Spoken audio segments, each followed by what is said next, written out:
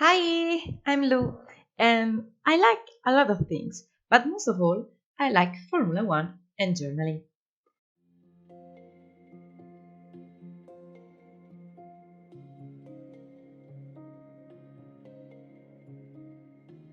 I'm not an expert, but I like to create a space where I can express my thoughts and opinion.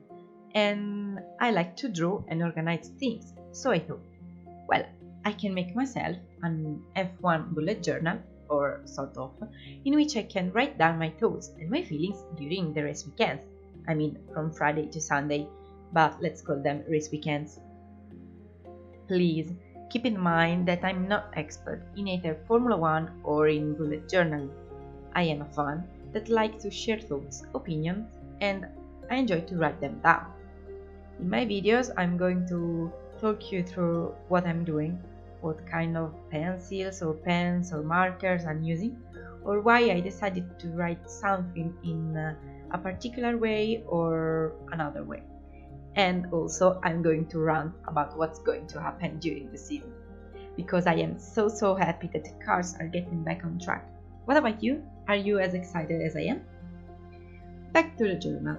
Here I'm drawing the cover, if we can call it that, and I'm writing Welcome to F1 2021. I decided to use the F1 logo and making it the only colored things to highlight it even more. Also, I like the red and black contrast, so all the other words and numbers are going to be black. I already did all my spread with a pencil just to get the ideas down, so after tracing them with my markers, I'm going to erase all of the unwanted line before using my colors. I usually don't like writing too many frills and curls around my letters because I prefer some graphic and clean things. But in this case, I tried to do some lettering.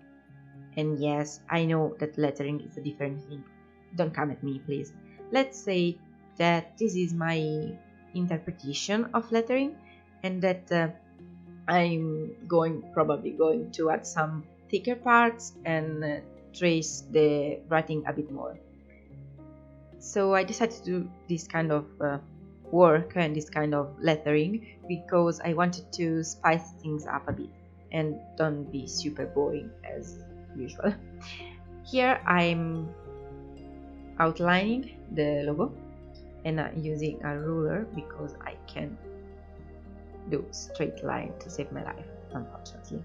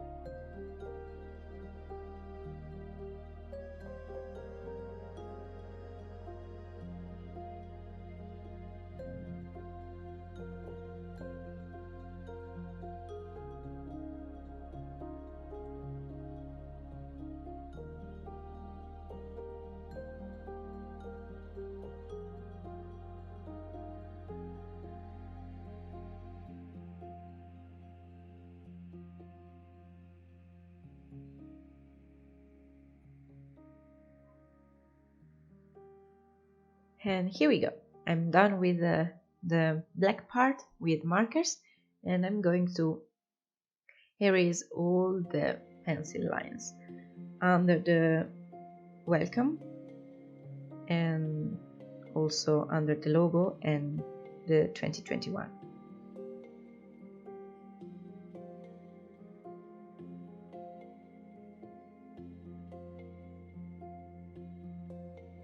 And yes, if you're asking yourself why I'm erasing the 2021 before the logo, it's because in my head the ink is not yet enough dry, even though it doesn't matter because it gets dry as soon as I write it down.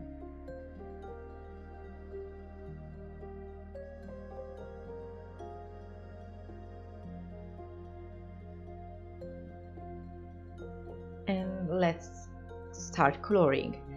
I'm using colored pencils because I prefer it when I can choose the intensity of the color by layering, and I know that there are some markers that can be layered, but I don't have them, so I use pencil. Also, I love the sound they make on the viewers, okay?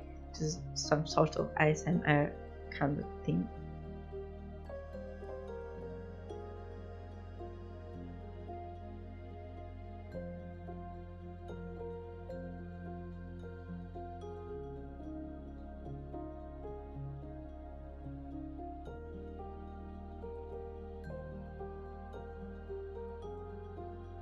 I'm so sorry if sometimes you can see my hair or my head, but I'm short and I can't see. So I need to get up a bit on the chair and my head go in between the camera and the journal.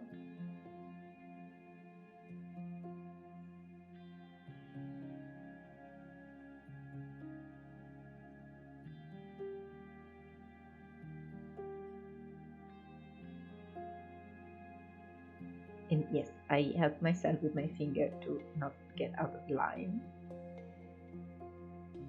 I'm like a kindergarten in the body of a 24-year-old. I'm sorry. Or, I mean, not really, because this is my way of not getting out of line while coloring.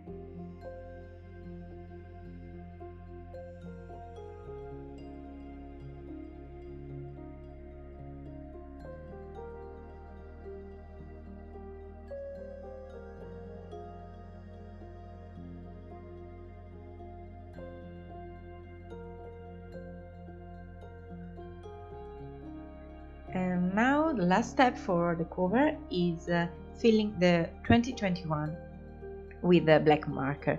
I'm using the same marker from the same brand of the one I used for the outline, because in this way they are the same black and you can see the difference between the outline and the filling.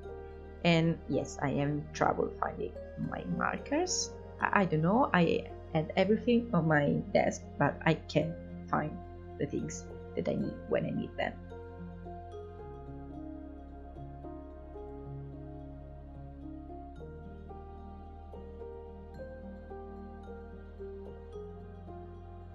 Perfect. We are now done with the cover, and I'm probably going to come back and make some adjustment later on.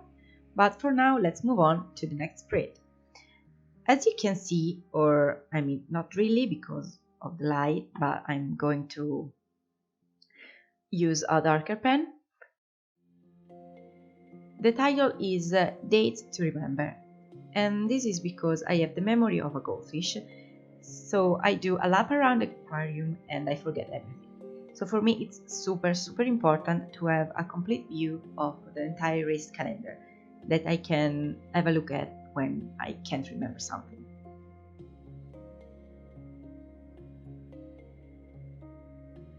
In my opinion, it's super easy to understand, or at least it is for me, and I know that I have a really strange mind sometimes, but I think this is actually understandable for everyone.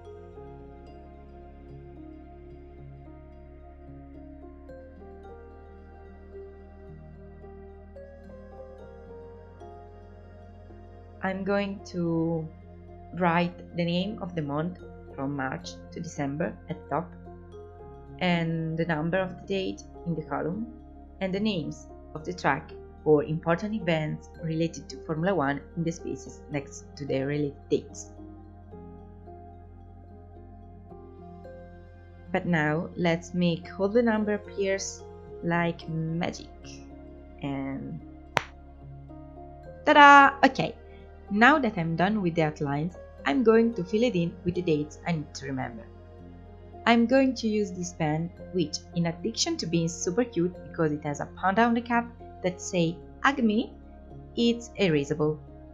And obviously I hope nothing similar to last year will happen, but unfortunately the situation has not improved much. And if some races are going to be cancelled or changed, I can erase them and move them to another weekend without making a mess. Because in real life, I'm a bit messy, but I need my calendar to be as clean as possible. The first weekend is testing in Bahrain, and seriously, I can't wait to see and hear the cars back on track. I'm so excited. Then we have the Drive to Survive release, the next one, and they kept us without content for the whole winter break, and now they're trying to kill us with all this new content before the new season starts. I have already wrote down the dates, so I'm erasing the name of the track one at a time and writing them back down with my panda pen. I have another one with a black cat, but it doesn't write anymore, and I can't get out of the house and get to Milan to get some ink refills. So for now, I'm just hoping I'm not going to run out of ink with this one too. Speaking of races, which one are you hoping to see? Let me know in the comments. I would love to be able to see Monza live since for 2 times already tickets have gotten out of my hand. But this is a story for another time.